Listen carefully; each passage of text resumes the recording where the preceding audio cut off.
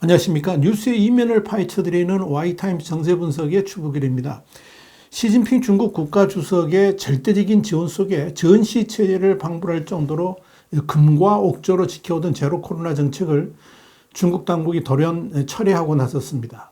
중국 국무원은 7일 사실상 위드 코로나인 방역 완화 10개 사항 조치를 발표했습니다.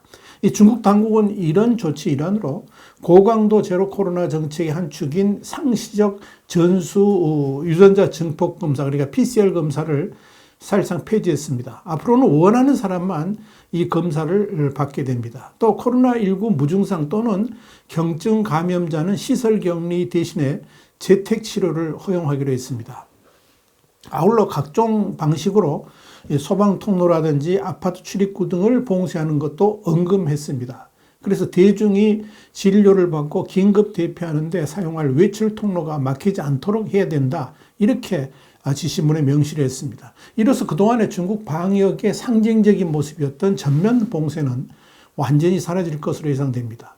이와 함께 교육부문에서는 확진자가 없는 학교는 정상적인 대면 수업을 수행토록 하고 슈퍼마켓이나 식당, 경기장, 도서관 이런 기관들도 정상적으로 개방하기로 했습니다. 중국 당국이 이런 발표 직후에 베이징 식당가하고 쇼핑몰은 오랜만에 손님들로 붐볐습니다.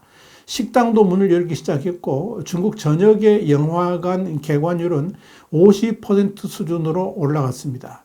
광둥은 80%, 상하이는 70%까지 넘어섰다고 합니다. 주요 중국 관광지의 항공권 예약도 지난달에 10배 수준으로 늘었다고 합니다. 기업들도 직원들을 정상 출근시키고 있고 대면 근무를 하도록 하는 모습을 보이고 있다는 거죠. 또 심지어 기침을 하는 직원들까지 회사에 출근해서 회의에 참석할 정도로 그야말로 세상이 하루아침에 바뀌었다라고 할 수 있을 겁니다.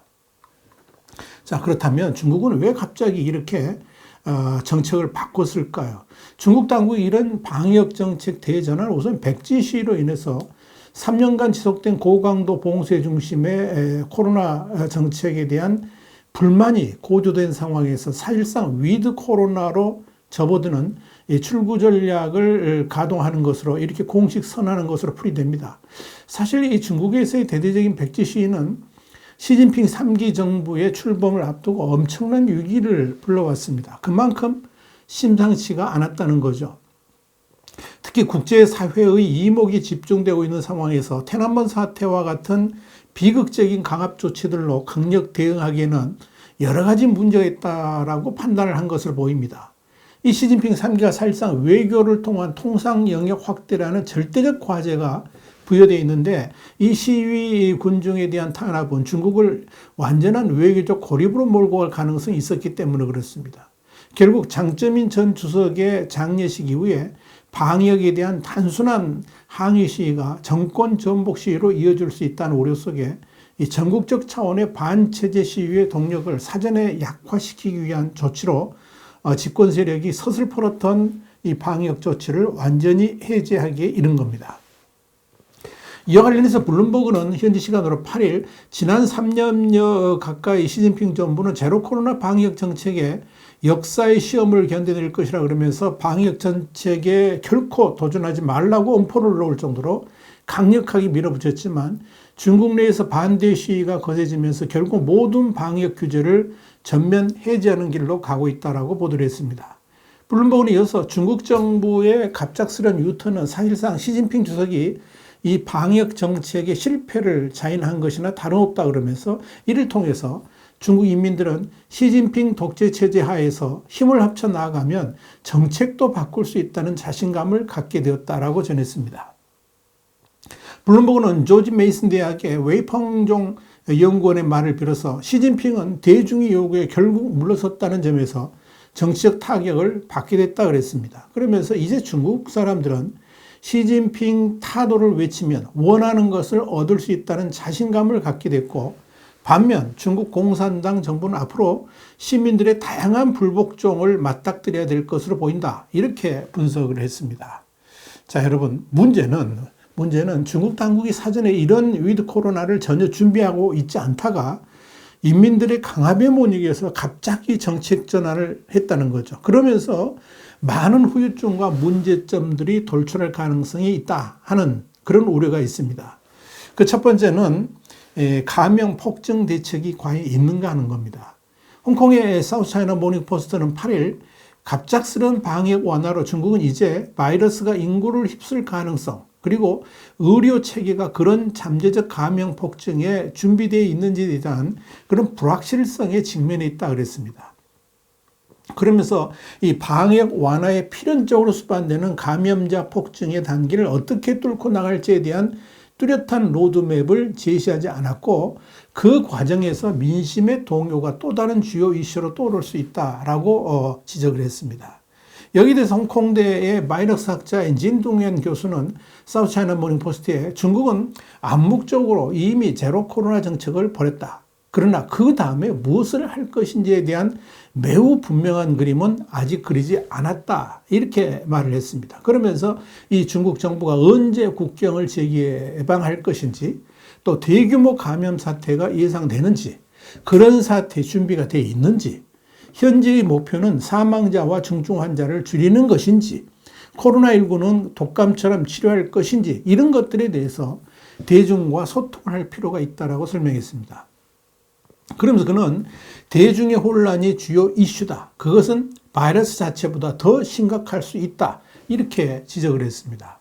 홍콩의 명보도 이날 전 중국 질병예방통제센터 부주임이자 현재 국가합동 코로나19 예방통제 전문가 그룹 일원인 펑츠젠이 수학적 계산에 따르면 대규모 감염 충격의 첫 번째 파동이 정점에 도달하게 되면 인구의 감염률이 약 60%에 도달할 것이라 그랬습니다. 그러면서 이후 차츰 안정기로 접어들 것이고, 결국 우리 국민의 최종 누적 감염률은 80에서 90%가 될 수 있다. 그렇게 예측했다는 사실을 비중 있게 보도했습니다.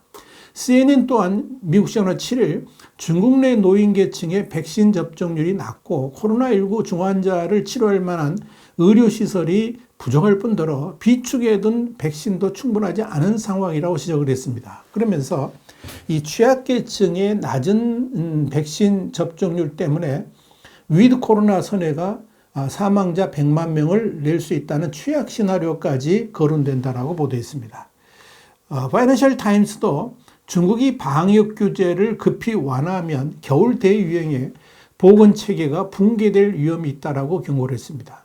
여기에 또 다른 문제는 중국에서 대대적인 전염이 나타날 경우에 그런 현상이 또다시 다른 나라들로 확산될 수 있다는 우려입니다. 이 문제 역시 주의 깊게 바라봐야 될 것입니다. 두 번째는 중국인들의 정신적 혼란에 대한 문제입니다. 정말 이게 우려할 부분인데 중국인들이 겪어야 될 정신적 혼란이 상당히 클 수 있다는 겁니다. 중국 당국은 그동안의 방역 정책을 지나치게 이념적으로 접근을 해왔습니다. 심지어 시진핑 주석마저 중국의 방역 정책이 세계에서 가장 우월한 정책이라 그러면서 이 서구의 방역 정책은 이미 실패했다, 이런 말까지 했었습니다.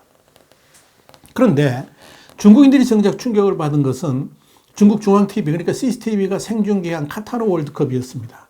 전 세계인들의 축제인 월드컵 현장은 지금 전면 봉쇄의 모든 행동들이 사사건건 제약을 당하는 중국의 현실과는 너무나도 딴판이었습니다. 그래서 일부 중국인들 가운데서는 우리는 어떤 행성에 사는가라는 질문을 던지기도 했던 겁니다.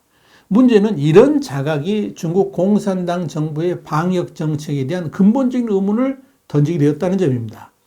중국 공산당 정권은 그동안에 관영 매체를 이용해 가지고 시진핑 주석의 최대 업적으로 제로 코로나 정책을 내세워왔고, 또 그렇기 때문에 그런 방역 정책이 서구 사회를 능가하는 최고의 정책이다, 이렇게 줄곧 선전을 해왔었는데, 그런 방역 정책이 하루아침에 무너지는 것을 보면서 내부적으로 상당한 혼란에 빠져 있다는 겁니다.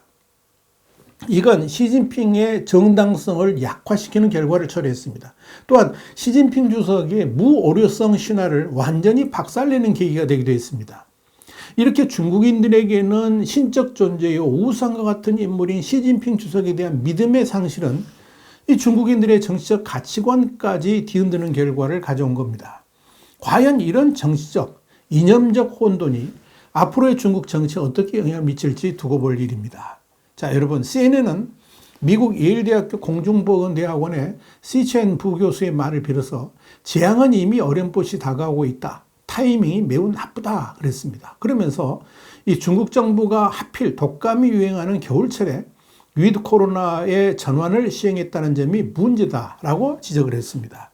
미국 밴더빌트 대학교 의료센터에서 감염성 질환을 연구하는 윌리엄 샤프너 교수도 중국에는 이제 다른 좋은 선택지가 없다 그러면서 중국은 이제 심각한 질병과 사망, 의료 시스템 관련 스트레스에 따른 고통의 기간을 거쳐야 될 것이다. 이렇게 전망했습니다. 전 세계 다른 국가들이 코로나19 발발 초기에 시달렸던 문제들을 중국은 이제서야 겪게 될 것이라는 지적입니다. 중국은 이렇게 코로나 방역을 이념적 정치적으로 접근했던 그 후과를 톡톡하게 겪을 것으로 예상이 됩니다. 이렇게 지금 중국에는 상상하기도 싫은 고통의 시기가 지금 다가오고 있습니다. 와이타임 정세 분석이었습니다. 감사합니다.